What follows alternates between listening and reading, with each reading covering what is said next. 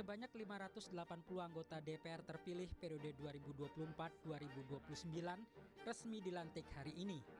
Kini yang ditunggu adalah siapa yang akan menjadi Ketua DPR RI. Ketua DPP PDI Perjuangan, Said Abdullah, mengaku sudah mendapatkan bocoran informasi soal nama-nama pimpinan DPR RI periode 2024-2029. Ia menyebut posisi Ketua DPR akan kembali diduduki oleh Puan Maharani dari PDI Perjuangan sebagai fraksi dengan perolehan kursi terbanyak di DPR.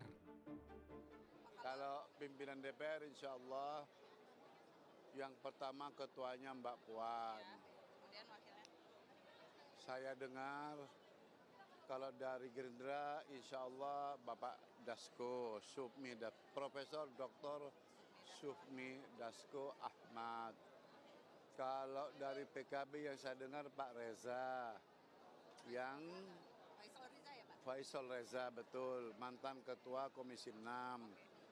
Kalau dari Nasdem, kalau tidak keliru pendengaran saya, itu Saan Mustafa. Kemudian dari Golkar, teman saya dari Jawa Timur, Adis Kadir. Itu yang saya dengar. Ketua Harian Partai Gerindra Sufmi Dasko Ahmad menyebut penentuan formasi pimpinan DPR periode 2024-2029 tetap mengacu pada Undang-Undang MPR, DPR, DPD, DPRD atau Undang-Undang MD3. Undang-Undang MD3 mengatur pimpinan DPR terdiri dari 1 ketua dan 4 wakil ketua yang berasal dari partai politik dengan urutan perolehan suara terbanyak di DPR. Ya kan, kalau lobby-lobby pimpinan untuk DPR kan harusnya kita mengikuti undang-undang saja, dan itu nanti pimpinan DPR akan diutus oleh masing-masing partai yang mempunyai suara terbanyak 1 sampai dengan 6, begitu. Demikian. Berdasarkan Undang-Undang tentang MPR, DPR, DPD, dan DPRD atau Undang-Undang MD3, kursi Ketua DPR akan diisi anggota DPR dari partai politik yang memperoleh kursi terbanyak di DPR RI. Undang-Undang MD3 juga mengatur 5 kursi pimpinan DPR akan diisi oleh 5 partai politik dengan perolehan kursi terbanyak di DPR. Pada konteks tahun ini, PDI Perjuangan memperoleh jumlah kursi terbanyak 110 kursi. Kemudian Partai Golkar dengan 102 kursi, disusul Partai Gerindra dengan 86 kursi.